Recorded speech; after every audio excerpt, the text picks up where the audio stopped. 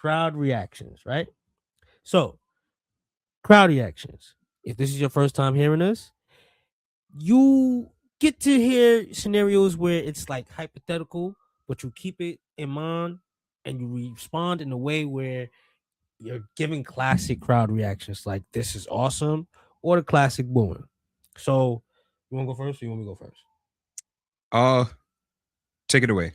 Take it away. So, my first one, I did kind of mention it to you. So, we now be a perfect time to talk about it. Chelsea Green winning either the WWE Women's title or the WWE Women's World Heavyweight title When? at any point in Oh, 2026. okay. I think that this is awesome. One, I'm happy Unreal is coming back. I wonder how they're gonna do this season because I really enjoyed season one. And season one actually got me into Chelsea Green, the person, and I want her to win. How genuine she was and how much she dedicates to this business and literally goes out and does whatever they ask her to do. Um, I'm for that. And it seems like there's gonna be some longevity there because they brought her husband Matt Cardona over. Huh? So, I think the writing's on the wall. Um, I'm coming in hot. You mentioned Dragon Lee being fake, but I think there's another masked man that may be fake. And I'm gonna say Penta joins the Vision. He had an exchange with Rey What Mysterio. the fuck? he had he had a little exchange with Rey Mysterio that looked a little bit awkward. And I'm like, what can they possibly do with Penta to separate him from any of the luchadors that they bought in WWE? Because they buy into the them being merch sellers. What if they actually commit to a luchador being a heel? And I think that would elevate him for where what we thought Penta would be doing and what he should be doing. And I think he joins the Vision.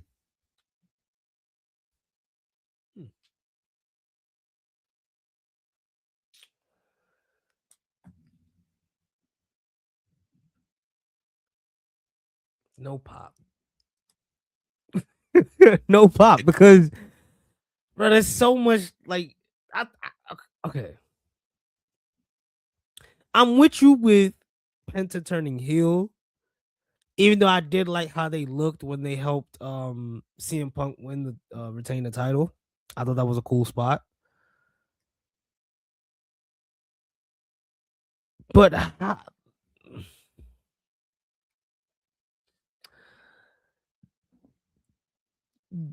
I would have to believe that Penta has the mean streak to do it. None of these luchadors give the idea that they can have a mean streak that shows I'm a heel. Not even I'm about to say Pablo Escobar. Santos. Santos I was Escobar. about to say Francis Escobar. um I thought they gave up on him too early, by the way. But I just felt like he was a big fish in a way bigger pond. And I don't think he was gonna get that spotlight that he had. I like the thought of Delvin Tasman. I never get the name right, but um I like that faction. I thought that booked right, you can have them be kind of like hired hit, hot hit for hires. Yeah. So Penta going Hill, it'll have to make sense for me to care. Him going Hill, I would just look at it like, damn, somebody hurt. Nah. they, I think it'll be they need exciting. somebody to balance out the roster. Somebody hurt. I'll be excited. I think that would be exciting because that's a risk that they never took. Nah, Yeah. not with Penta. Not with Penta. Mhm. What you got? Um. Oh, this is a good one. The Rock returns on screen, and instead of taking aim at Cody Rhodes, he takes aim at Triple H and fires Triple H on screen. And he takes the role as Booker kind of like planting the seed for this Team Triple H versus Team Rock angle. I honestly, by the way, before you respond, I think this is the only thing that's going to save the fucking product. Like, I think this is the only thing that's going to save the product. Go ahead. I think this is awesome if we get to see a storyline like that, because it's risk that they don't take. It's like, just buy into what people think is real and allow them to say some shit that we might perceive as, nah, there was some fire behind that. And the only way to do that is to create a scenario that replicates real life. But what happens? Slap. What happens after that when The Rock is no longer on TV? And this, during this time off that we had, I was really assessing it. When he comes around, like, and you kind of said it earlier, when he comes around, it makes the product feel watered down after he leaves, because there's nobody else to pick up the slack after that. Yeah. And if he gets into a program like that and he's able to do more and be a little bit more edgy, I think they just have to provide that liberty to some of the other talents on the roster. If he has a team where it's like you kind of almost anticipate, like that's what made the bloodline hit a little bit different, because you kind of felt like at any given moment you can hear that if you smell, just to kind of be like that extra, like he gave the final boss vibes. So now if let's say he's the one that's really running the division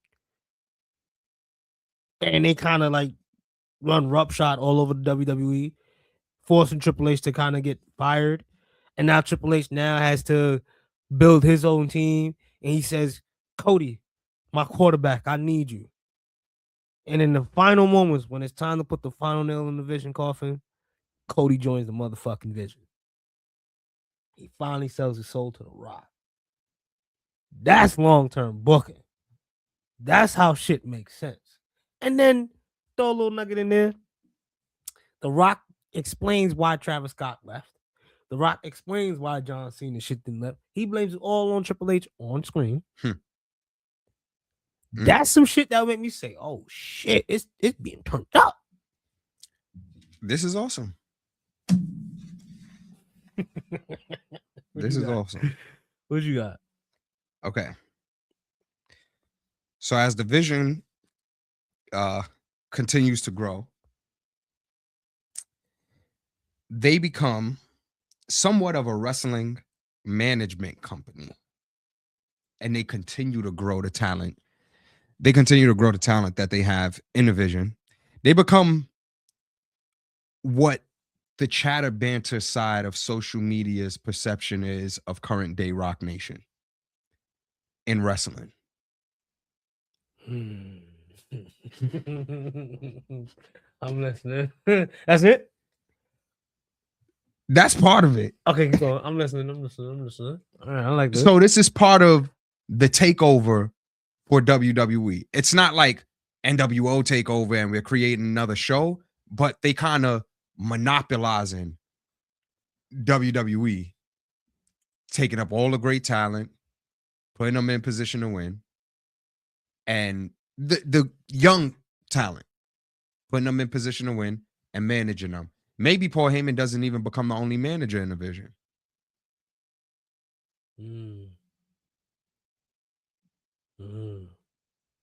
It literally becomes the Vision for WWE.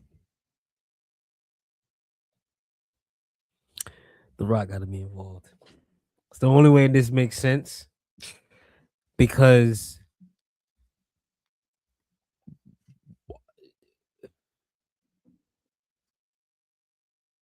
how does that happen without his character not stepping in? If the final boss character is over with, because he did mention, I could just be an on-screen character. He did mention that. But if he's not sticking to that, then how does the Vision takeover really hit? Yeah, I got all the titles, but like, so did the Judgment Day. You know what I'm saying? Like, so my response to that would be, this is It's cool, I guess. Because come on, you see it happening. They're gonna hold all the titles at one point. There need to be some big names there. Like you have to let the leash off of, like over the next 2 years, Braun Breaker should win a title, right? World champion. I see him. I see him doing it at SummerSlam. You should have LA Knight by that time a world champion. A Braun Breaker LA Knight feud just going off of what Braun Breaker did on the microphone against CM Punk, and somebody who can go back and forth with him. Like we need that type of chemistry there where you can let the leash off, because they're not letting the leash off with it's not equal. Some people are able to go harder than others, and that balance and ability to be like, I think you keep LA Knight away from Braun Breaker. I mean, it's gonna be hard to do, but like the reason why I say that is because like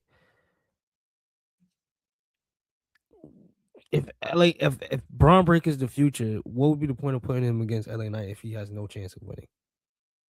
Who, LA Knight? Yeah. No, I'm doing that as a like super extreme hypothetical. Yeah, I know. But I know. I'm talking based on the chemistry that they have and taking the cuffs off when these people are cutting their promos, especially the people who deliver promos like it's really them, who really act like it's them. Let them go. Tell that to TKO. It's my turn? Yeah. Okay, my last one is kind of piggybacking off of my second one. Instead of Triple H being the one to come back with the takeover, it is now John Cena coming back as an on-screen manager, because he did put emphasis in saying, I will never wrestle again. But he never said that he would go away. And I think that obviously it's dependent on him, but John Cena coming back and being the one to stop the hostile takeover as a member of the board.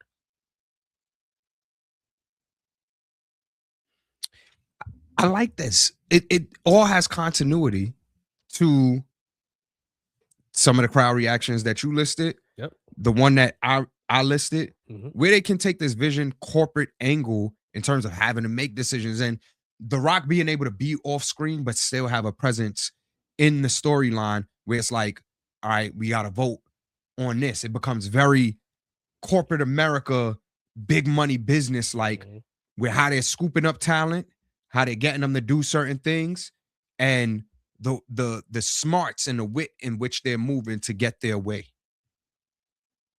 So if Triple H gets fired off on screen, John Cena gets brought back, but he rehires Triple H in an all-out war.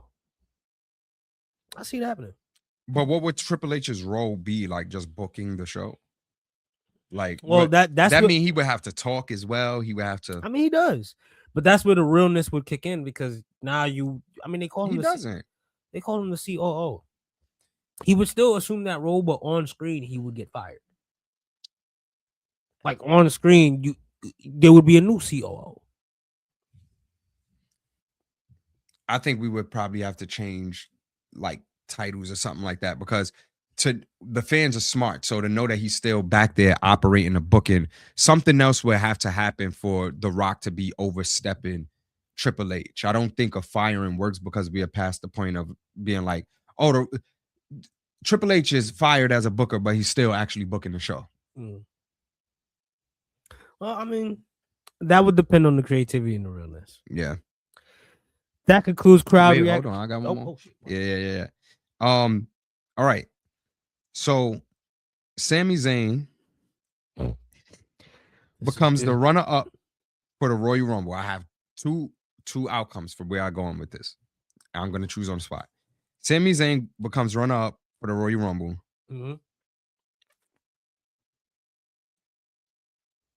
Goes on to compete in the Elimination Chamber, but Trick Williams prevents him from winning the World Heavyweight Championship, and they take off in Trick Williams' first major feud in WWE, and it becomes like a blood feud similar to Hangman Page and Swerve Strickland.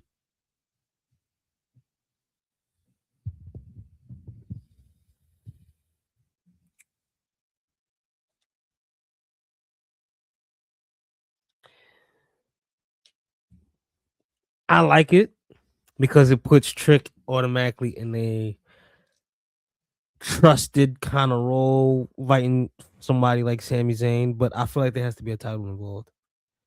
I don't know what title though, but it has. If you want to go Swerve Strickland route, they were fighting over the title. You know, yeah, it was personal, but it bled. It eventually bled into some gold, and I think that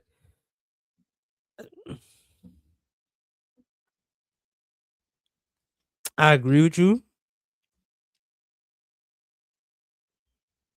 My reaction though, why? What that got to do with Sammy being the last two though? Because if there's any year for Sammy to win the Royal Rumble and his story to I see start what to you're get saying, but then complete, Trick would have to screw him out of that opportunity. Is what you're saying? yeah, Ooh. this is how I start. Because his first introduction, he had a little issue with Sami Zayn, so that comes back in the circles. I don't know. He'd have to be the last three. He'd have to be the last three because never in the history of the Royal Rumble has the Royal Rumble ended because somebody interfered in the last one. No.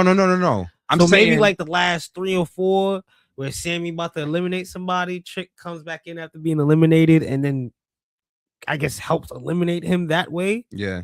That draws a lot of heat, especially in that arena. And that could turn. I could see that being the way that the blood flu kicks off because Sammy takes it personally. Like, wait, I had the opportunity to do this here. You took this from me. But imagine how much of a blood feud it would be if he loses the opportunity twice. So because people are thinking he's gonna get it in Saudi Arabia, and he screws him again in the Elimination Chamber. Yeah. But what is Trick losing? What do you mean? What is he losing? How does Sammy get his revenge? Trick has to lose the opportunity. Nah, it becomes. He would have to not be. He would have to maybe United States champion against Melo. That and not be able to qualify for the Elimination Chamber to begin with. Yeah, I can see it. Yeah, I can see it. That's some good fantasy booking right there. This is how the freaking writers' room should work. Maybe get us in there so that y'all can get up out of y'all writers' room funk, because that display that y'all did in my town, in Brooklyn, y'all should be in Pop Culture Rumble. Y'all lucky I got another bone to pick. Oh. Lucky I got another bone to pick. They are crazy putting on that display. Bro, were you entertained? It doesn't matter. You weren't entertained. You were not entertained. That's good. That's good.